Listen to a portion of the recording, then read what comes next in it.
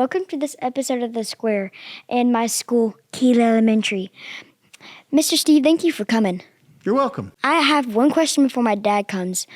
What's the reason for all these weird closets around the school? That's a great question. The closets, lots of doors in the corners. Yes. Those are closets for the air conditioning unit. So those are the units that the maintenance department comes and works on to have your classroom heated and cooled. And the doors are all around because they are accessible to those guys when they come in. Thank you for answering the question, Mr. Steve. Back to you, Dad.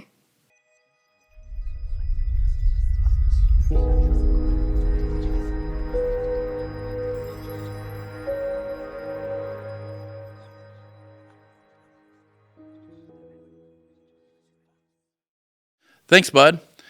Today is a pretty special conversation with you, Steve. Thank you so much for being here. Sure, glad to be here. So, almost 35 years at Corgan, and then you're now almost 2 weeks into retirement from Corgan.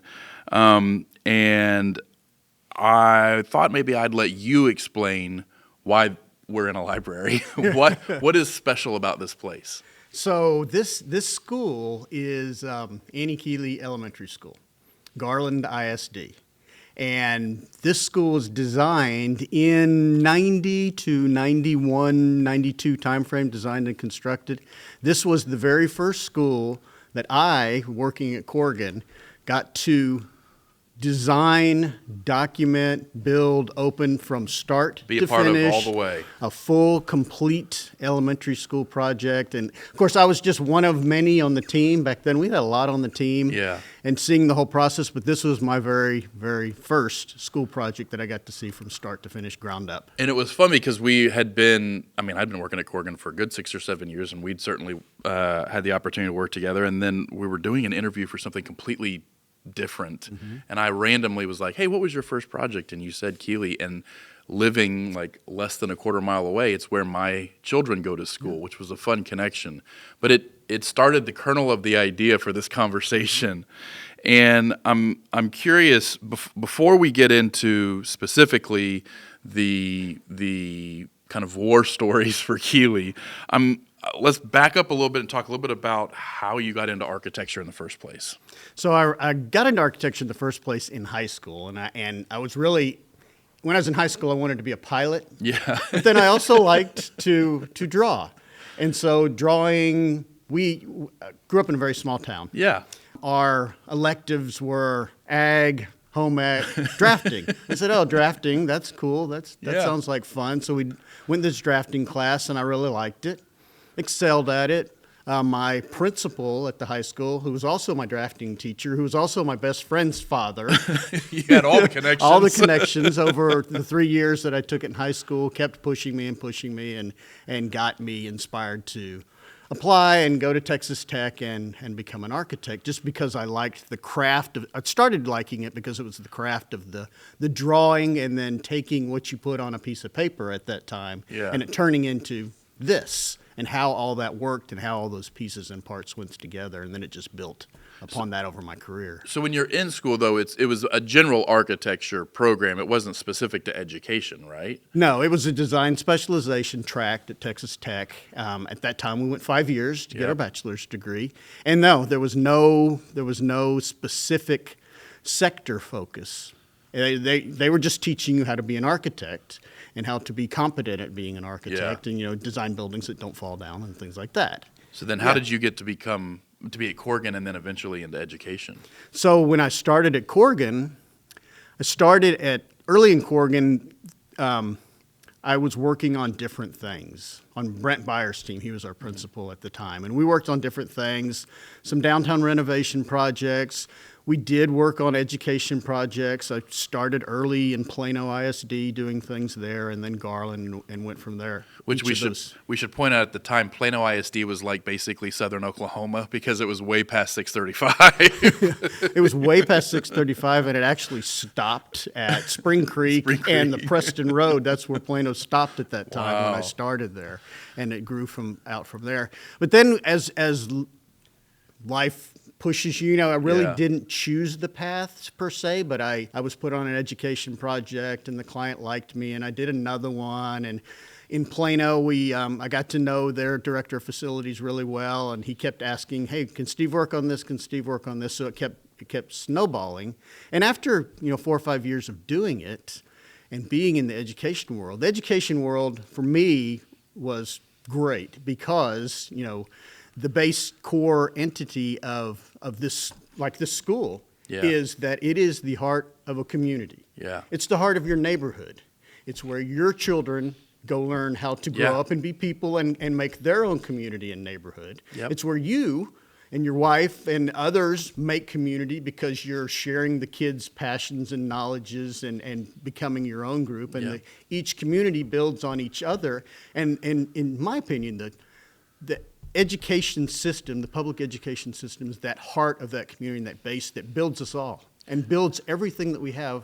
And it's generational. We're standing in here, this building's 35 years old-ish. So there's been 20 generations of students grown Yeah. up here, and we'll come back here, and we'll be here, for as long as this building's here, hopefully another 50 years. So I was thinking about this as I was preparing for this episode, and my dad is a doctor, so I kind of have a background of like growing up in the hospital, right, and going and doing rounds with him. And I was thinking about the idea of a school being the fabric of a community. It occurred to me, there's communities that don't have an airport, don't have a commercial complex, don't even necessarily have a hospital, but they have a school. And that is one of the quintessential cores of what a community is. Why do you think that is? It's because most everybody goes there. There's other places for people to go, private schools, charter schools, Sure. things like that. But for the most part, especially in Texas, the public education system is core to the community because everybody heads that way. If you Yeah. have children, you're going to go to the school, and the school's going to, like as I said before, it's going to build from that Yeah. for a community and your growth and your kids' growth and your other parents' growth and connections and all of that. And it's just the way we are here in Texas. So let's talk a little bit about Keeley specifically. You haven't been back in a lot of years. 30 years Yeah. probably, yeah. What was it like to walk back through the door? It was, it looks very much the same as it did 30 years ago. Hasn't changed much. Yeah, you still have the crayon columns. They're still painted like that. They still have the same, we did terrazzo floors, so Yeah. those don't change. The tile colors are still the same. It's still, you can see it like it was from day one when I came in here. So that was good and bad at the same time. How did you get this project to begin with? So in the early 90s, I wasn't involved because I was young in my career. I wasn't Right. involved in the business development or the responding to the RFQ with this. That was Brent and Lyle, our principal and our project manager. But the packaging of an RFQ response was, we had pre-printed sheets, we had binding, we had word processing. It was like literally a 6-week process to Yeah. make this book to respond. They did that.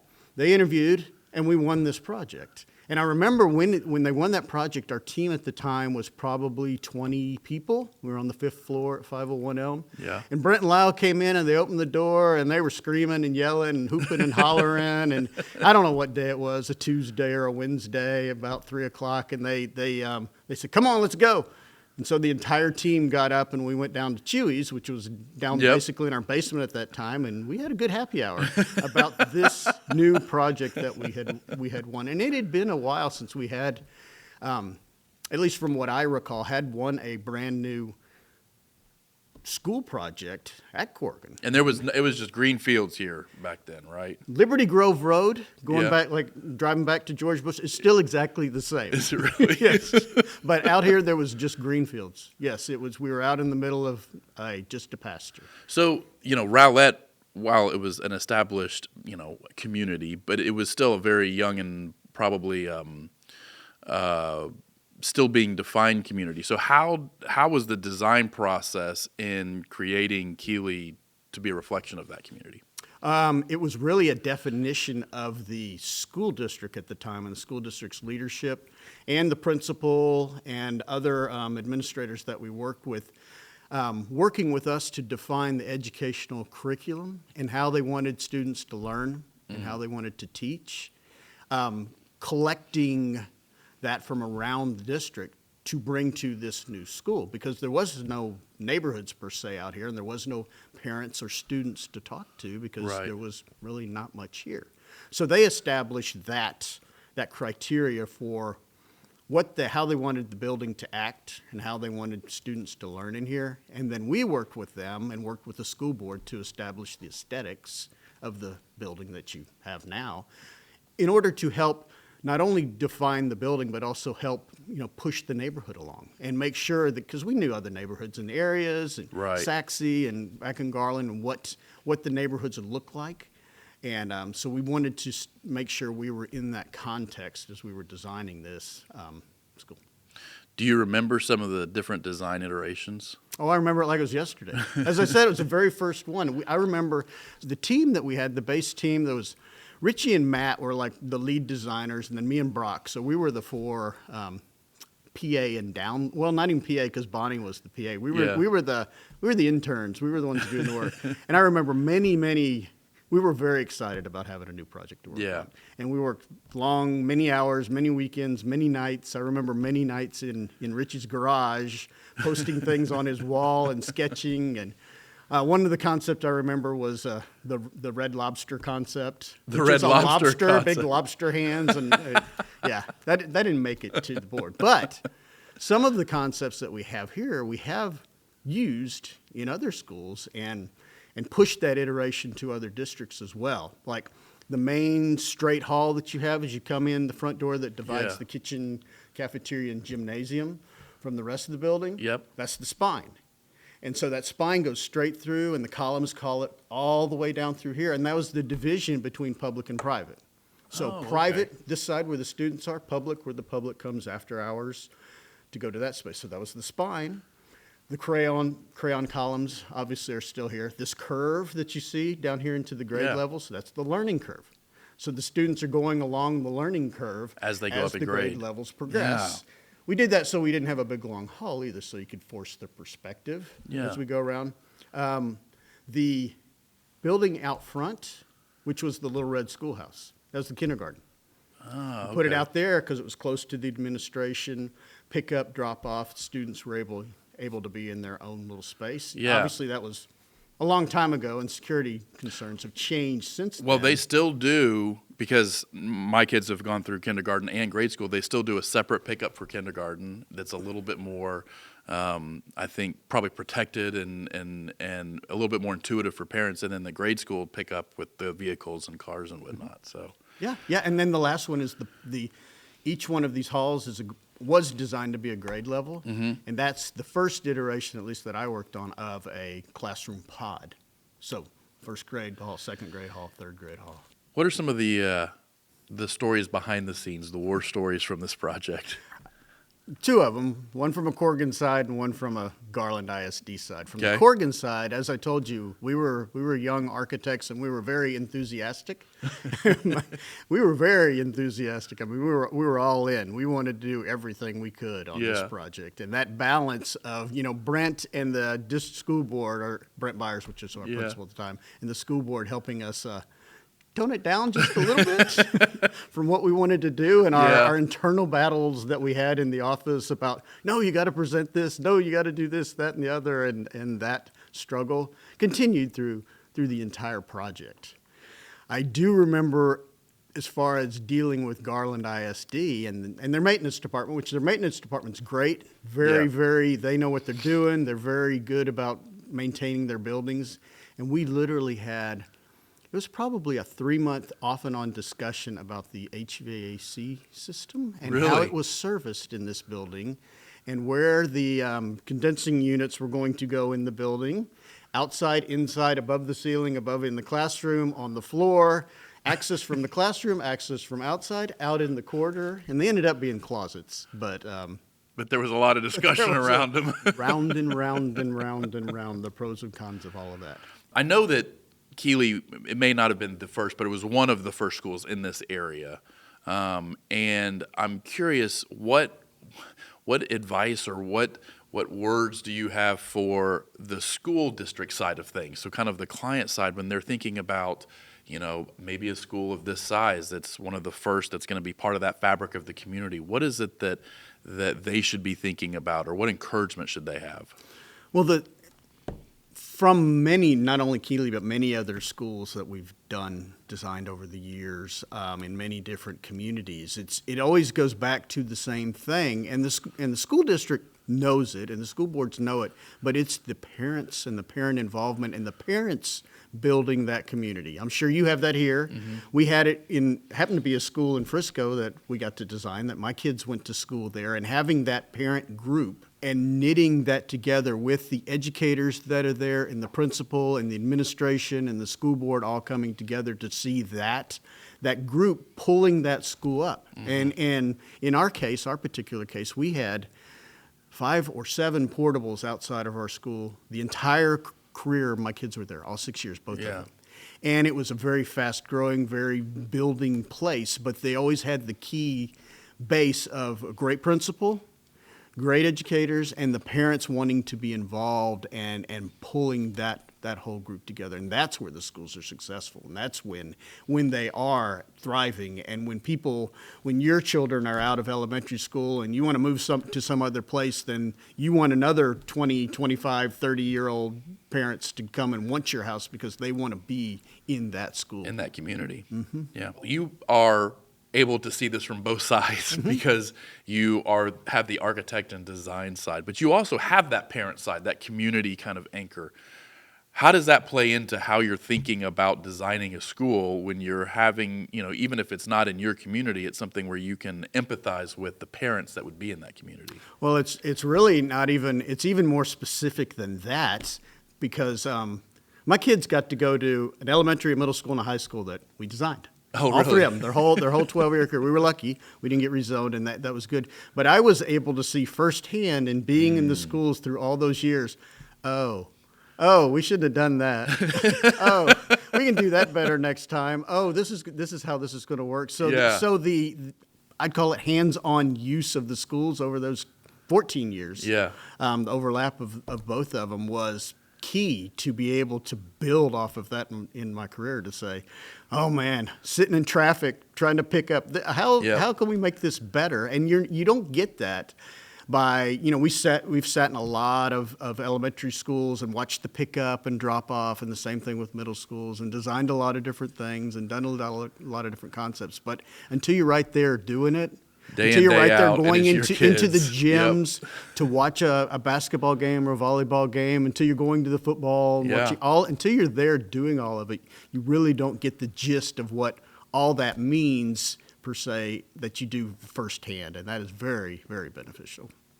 I imagine COVID kind of put a little bit of a challenge in being able to experience some of those schools in person and have them educate design decisions. Yes, to say the least. Because we're very much about, when we're designing, we want to be sitting here in the library. We want to be sitting somewhere in another school, talking to the educators, watching them in the classroom, sitting here with students, understanding how they're trying to teach and how they're trying to get the process to work. And COVID stopped all of that. Yeah. But it didn't stop us. So there was one project that happened early on in COVID that we had just started design. It was a new elementary school in Arlington that Susan and Sangeetha were leading on that project in Beverly. And we did virtual, over Teams, or they did, calls with students and with educators. Every week, every couple of weeks, had the students on there, were showing pictures, getting their feedback of what this was, and made that work. Because we had to. And it did. I mean, the school's great. COVID changes so many different things. Has it had that big of an effect on the design of schools? It really hasn't. It's given school districts another tool to use, a virtual tool, where you can do Teams, and you have a snow day. You could have class if you wanted to that day. But really, and key to at least my philosophy of what I've learned over the years from educators about learning and why schools are so important and why in person is so important, because The teachers are the facilitators of the process. The students are learning from each other. They're not only learning the curriculum, but they're learning how to live in life and with other people. And that's the biggest thing, is that they're learning how to become a part of their community, because their community here is the elementary school. And that is the biggest lesson they're going to get out of the process. So the student to student is as, if not more important than even the student to teacher. Absolutely. So think about that leading into what's, another 35 years down the road. How do you think education has changed, will change, won't change? If you look back at the history of education, all the way back to whenever The education was schoolhouse started. on the prairie? Well, no, I mean, go back to wherever, Romans, Greeks, all the way way back. back. Yeah, there was somebody sitting in front of you telling you you're trying to teach you the curriculum. Yeah. I mean, it is communication that is key. AI and technology in the future will give us different, new, probably better tools for that process. But I personally don't think there is going to be some sort of personality chip that we get implanted that teaches you how to interact with people, and really how to act in the moment, if that makes sense. Because when you're a student and you're learning from each other, when you're in high school and in college learning from each other, and then in adult life learning from each other, the ability for Brandon to say to Steve, "Hey, what about this?" And Steve to be able to react and read and understand what you're asking is a skill that I don't think there's any technology that can teach that personally. I think you have to learn that, and through this. One of the things that I think was surprising, as somebody without an architecture background and as I've been working to help tell the stories on the education side, is seeing the balance that you strike between learning from whatever project you literally may have just finished in terms of, what works for students, what works for teachers, and creating an environment that is optimal to learn, balancing that with being a reflection of the community and being something that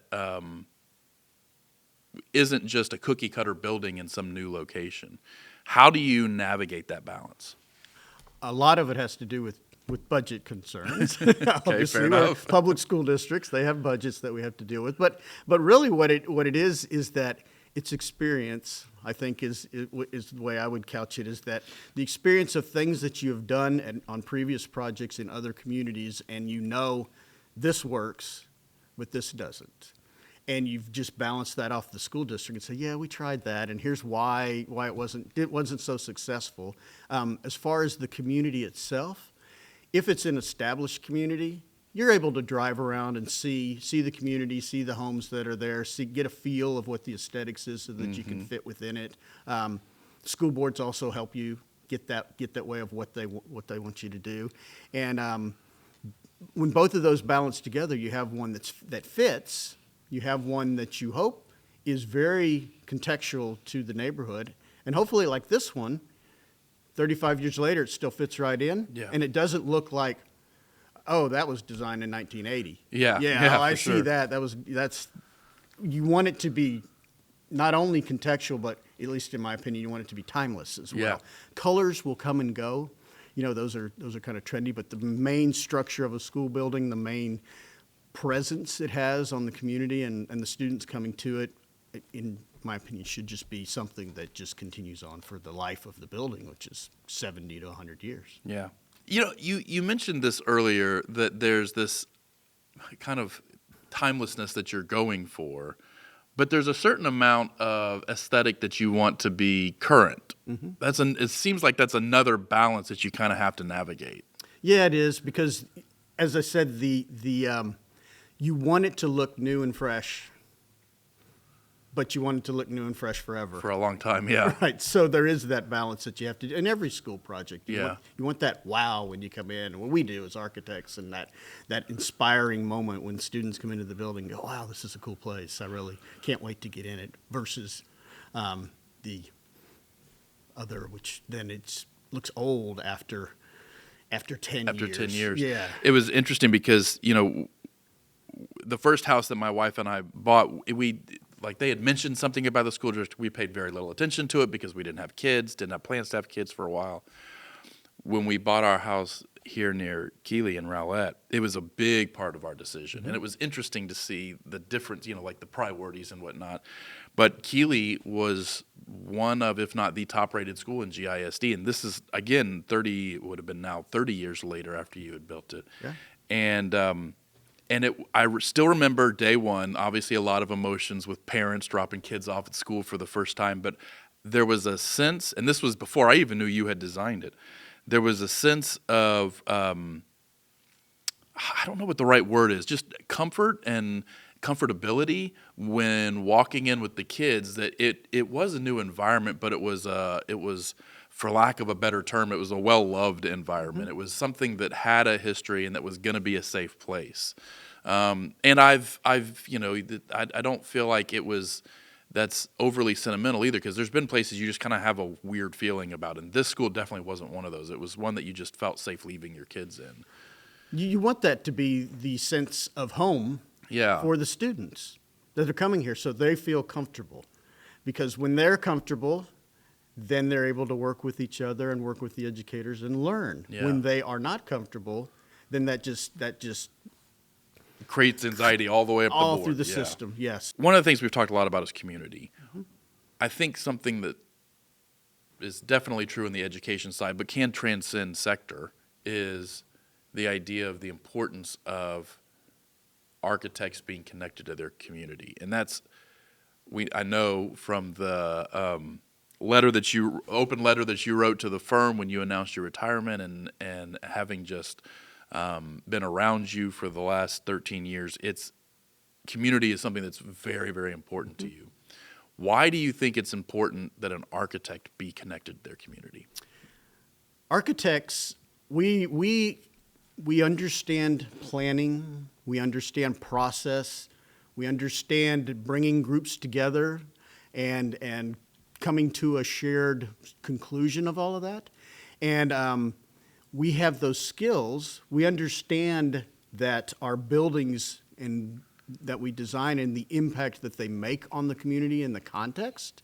So all of that builds to we are as architects should be the ones that are out there assisting, helping, leading, whatever it might be, in building that community around the individual buildings that you're building, or doing a master plan, or doing whatever. And I've talked many times about it, and it's one of my top 3 tenets of community and being community-based, and how us as architects and interior designers should be leading and should be helping in any aspect of the community that you have a passion for. And it's just not in designing buildings or doing plats or doing things related to our profession. It's anything and everything. And in my career and in my whole life, from scouts to Indian guides to P&Z to my church, all of those different aspects of the way we work and the way we think as planners, organizers, managers, you can help in your specific community that you have in order to make those better. And I just think that we as architects have a different spot in the world because we know how to make things happen. Alongside that, you and the idea of leadership, and I remember it very specifically, when you were announcing your retirement, you said that our job as leaders is to be training others to take our place, and that we're all just, I think the word you used was stewards of the seats that we are in, which honestly felt a little countercultural because, in a lot of corporate America, there's competitiveness for whatever that next rung on the ladder is. Tell me a little bit more about why you feel like, particularly with leaders, it's important to have this idea of you're stewarding a seat, not you own a seat or you achieved a seat. Sure. Throughout my entire career, every level that I went to, I learned early on you can't do everything. You may know how to do everything. You may know how to design a building from beginning to end and draw every single line in it and build the whole thing. But that's only going to take you and your company and others with you only so far. And I've always told everybody, I said, here, I'm going to let you do it. If you need help, come. We're right here to capture you, and you achieve that next level. And as you build that base up, I wasn't specifically striving for the next thing. Right. I was just building leaders beneath me so that I could do that next thing. And in every aspect of my life, I'm always looking for that next thing, that next achievement, that next thing to do in my life. And I couldn't achieve that, or I couldn't even try for it until I had competent people under me. Yeah. That learned from me to be able to build your way up. Especially at Corgan, you know, my name's not on the door. Nobody's name's on the door anymore. Yeah. Jack left in 2000. Yeah. So it's not Steve's architecture place, it's Corgan. And Corgan is, in my opinion, it's a brand that's going to last forever beyond all of us. And that's why I've said we're just stewards of the seat. We're doing the best we can today with the information we know today to build the leaders that we know today so that when we leave, there's competent leadership behind us to take it to whatever that next level may be. You know, one of the projects I enjoyed doing the most last year was the Legacy of Leadership video, where we got to go and kind of documentary style interview all of the different CEOs back to see Jack Corgan. Mm-hmm. And one of the things that was interesting is everybody that came in as a new CEO or a new leader of the firm built on the foundation that was before them. It wasn't a matter of, we're going to change directions and go a different way. It was always building up on the firm. I think Bob kind of formalized it when he talked about the chassis. Yeah. But it was something where everybody built upon what was coming before them. What is it that you feel like you have built along with Lindsay and Scott in the time that you three were kind of the shepherds of the firm, and what are you hoping gets built upon it? I think we've built, you're right, Bob put the chassis together and we had a great form and the sectors had all been formalized and we knew what that was. We had looked and really built onto the next level of our national brand, our international brand, and our willingness to go out there and expand, and the need to go expand, and the need to communicate that to the world, that we're going to go to other places because we can and because we need to, because of that constant building process. You know, there's the more locations we have, the more opportunities that we have, the more that leaders in the firm can grow, because there's other leaders that have come that they're building underneath them, and all of that just builds the whole structure of where we are today. What are some of the tougher moments in your career? Some of the ones that you look back and think, God, I wish I'd known how that was going to end up at the end, and how did it push you? Well, COVID was pretty tough. Yeah. That was you got to learn how to read a teleprompter really well. We did. We got to learn how to do this and do broadcasting, all of that, and learning on the fly to understand. You know, there's these 750 people relying on us to make that right decision. And we worked our way through it. Though a couple of the early on things that I did is that, you know, earlier in my career, I always had this idea that things would occur, and I need to go, I'm the one, because it's my thing, I'm going to go fix it. Yeah. I'm going to take it on, I'm going to fix it, I'm going to deal with it, I'm going to do whatever. And many leaders, Phil, but especially Bob was the one that really drilled it into my head about counsel.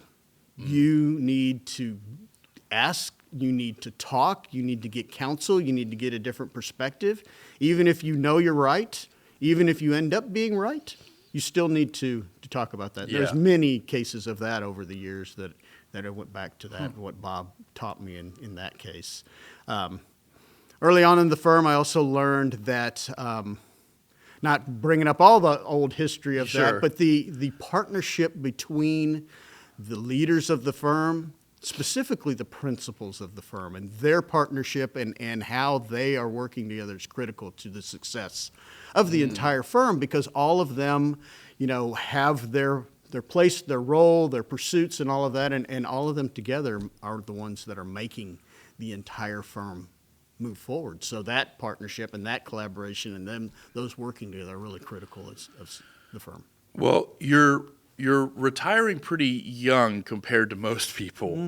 Why was that? Why is that important to you? And I know your dad also made the decision to retire young. How did that play into your decision? Well, there's two things. My dad retired when he was for the first time when he was 55, and then 56, and then finally 57. He kept getting called back, but he finally retired at 57 and enjoyed 37 years of retirement. Wow. I know.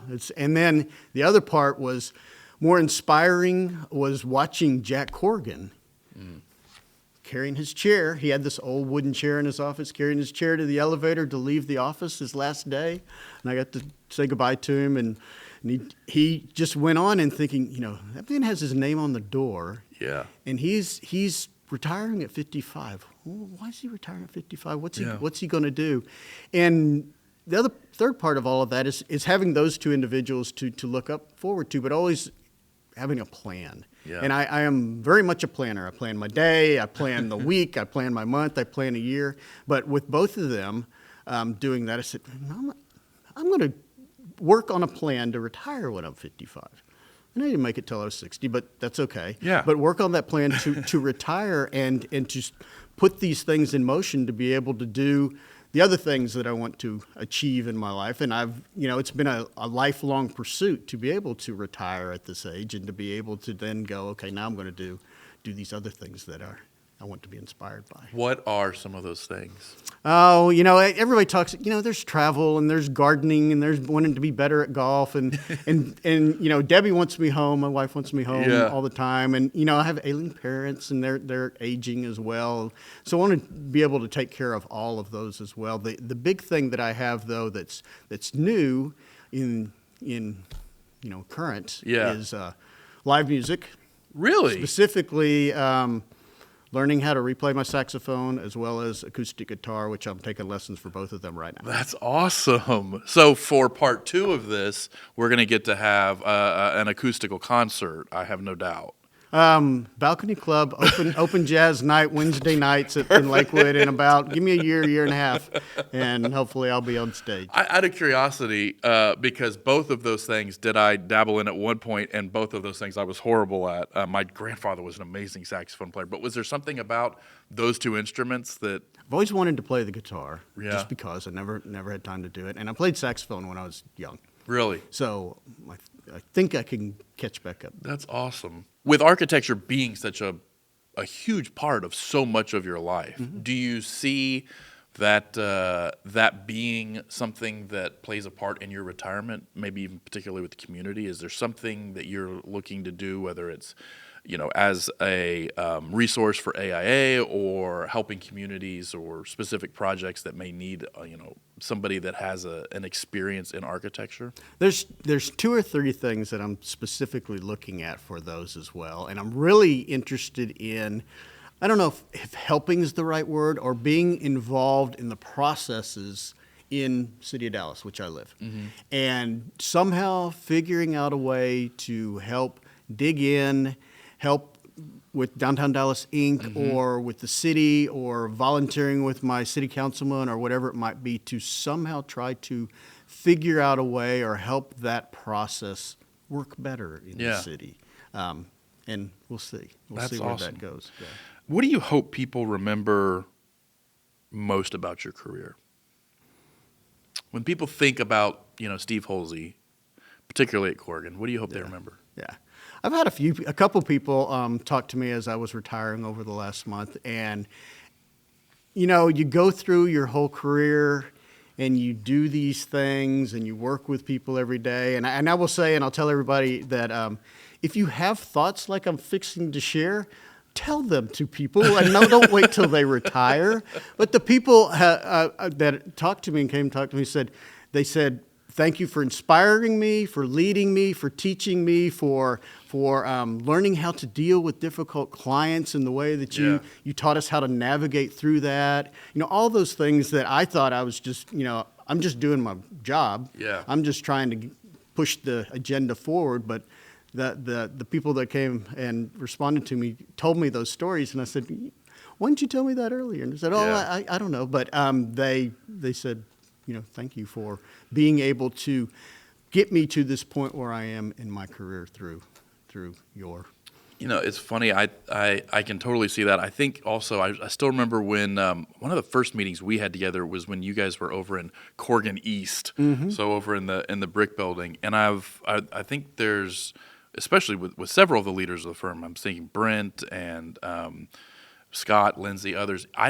When I come to you or to several of those leaders, I don't ever have to guess at what you're thinking. Like, you're going to be very transparent. You're not cruel. You're encouraging.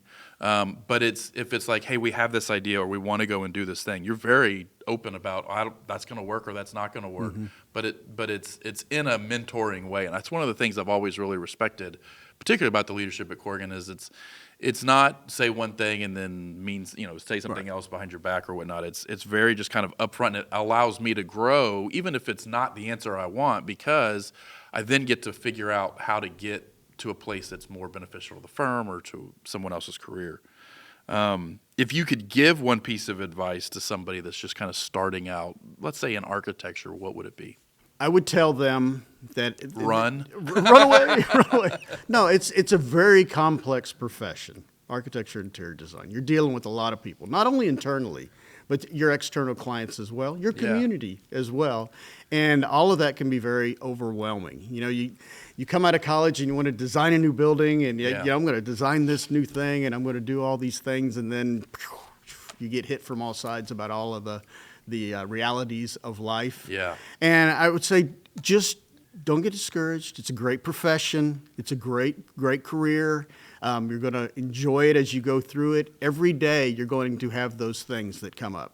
Every day there's going to be something new. And like I did, and like I've said many times, you just do the first thing, and then you do the next thing. Yeah. And then you do the next thing. And don't let it get you down. Don't let it drive you to insanity. Just do your thing and keep pushing forward and have a plan. Yeah. Have a plan for not only, Corgan has a plan.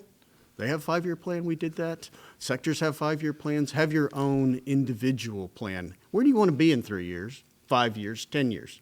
Where do you want to be? And how are you going to get there? Yeah. And work on that plan. I don't know. Retired by 60 sounds like a great idea to me. Well, Steve, this has been wonderful. Thank you so much for taking time away from Deb's honey-do list to come spend some time with us. And I'm very much looking forward to coming and hearing the musical fascinations of Steve Hulsey. Okay. New passion. And thank you so much for watching. And make sure to check out the next episode.